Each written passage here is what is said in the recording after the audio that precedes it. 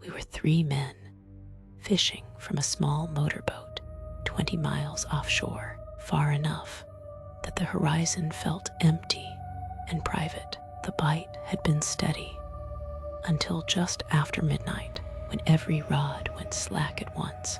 No tug, no drag, just weight gone. The sea stayed calm, but the fish finder began marking a long shape beneath us that did not move like a school.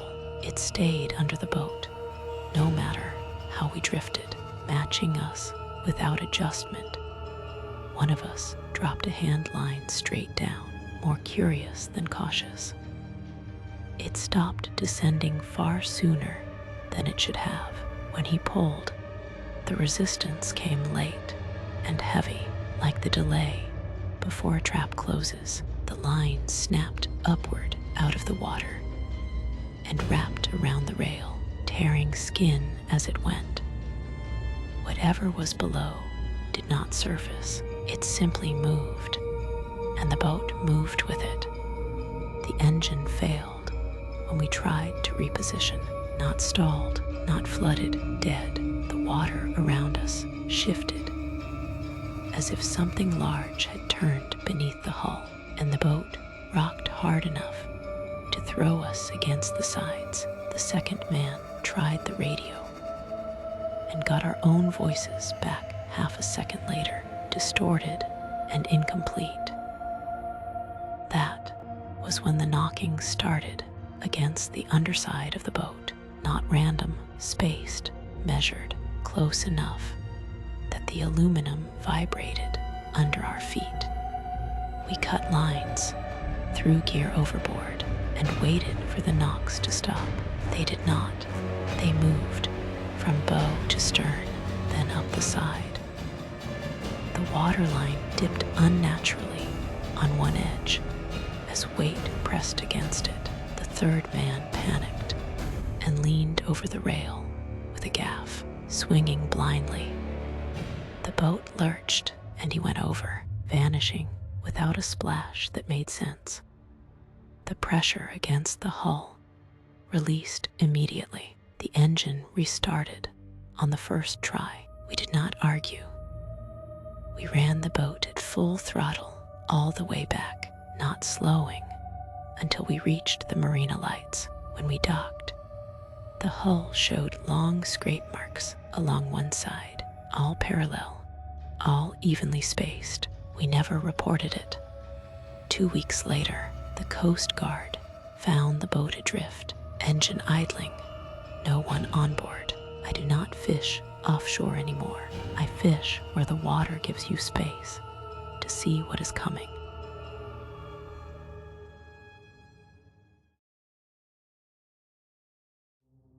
I worked on a commercial trawler for 1 season, long enough to learn which stories were jokes and which ones stopped conversations. There was a stretch of water. The captain refused to net twice, even if the first haul came back light. He never explained why, and nobody pressed him. On the night, he finally agreed to a second pass. The winch strained harder than it ever had, groaning under a load that did not move like fish. The net came up wrong, not torn, not tangled, heavy in sections and slack in others, as if something inside shifted its weight deliberately. When it broke the surface, the water inside drained fast, but the net stayed full. Whatever was inside did not flop or thrash. It pressed outward. Shapes pushed against the mesh from within, long and jointed, forcing crew members back as the deck tilted under uneven weight. One of the deckhands moved in too close, and the net flexed sharply. He was caught at the edge when the cable jerked and slammed him into the railing, pinning him long enough for something inside to reach through the mesh and pull him forward, not inside the net, downward over the side. The captain cut the line instantly, sacrificing the net Without hesitation, the load dropped back into the sea, taking the man with it. The water went calm too fast. No bubbles, no wake.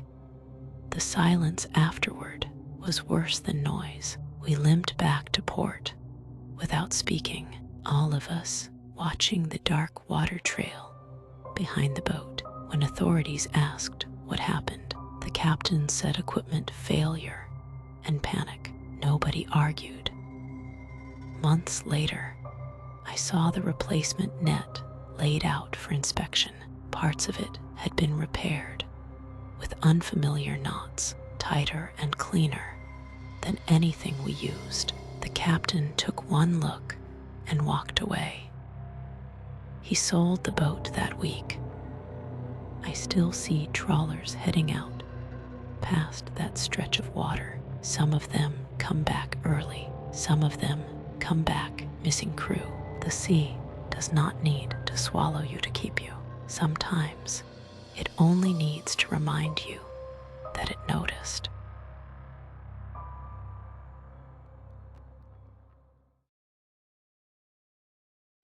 I was night fishing alone off a public jetty that most locals avoided after sunset. It was not because of ghost stories. People just kept losing gear there for no clear reason. Lines snapped under light tension, reels locked up mid-cast. Hooks came back bent in ways that did not match normal saltwater damage. I blamed strong currents and bad knots because that felt more reasonable than assuming something else was happening. I cast toward the darker water beyond the lights and felt a solid pull almost immediately. Whatever was on the other end did not behave like a fish. It did not thrash or run. It adjusted to me, stopping when I stopped reeling and pulling only when I tried to gain line.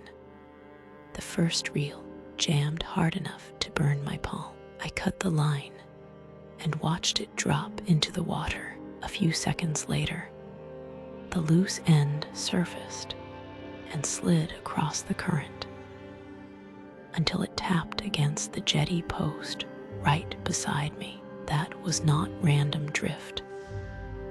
I stepped back and cast in the opposite direction, trying to prove it was coincidence. The second hook never fully dropped. It stopped halfway down, as if something below had caught it. The rod bent slowly and steadily until I heard the handle strain. I pulled hard, and the resistance gave way too easily. When the line came back, there was a tight knot near the hook that I had not tied. It was clean and deliberate. Before I could think about it, the surface broke about 10 feet out, and something long rolled just under the water. It did not fully surface, but it was large enough to push water outward in a straight path toward the jetty. I backed away from the edge, but the line I had cut earlier slid across the boards and looped around my ankle. I fell hard and felt the tension increase with steady force, not violent, controlled. I grabbed my knife and cut the line again, scrambling backward as the water near the edge churned once in a sharp movement. I grabbed my gear and ran down the jetty. Halfway to shore, the lights began shutting off one at a time behind me, matching my pace.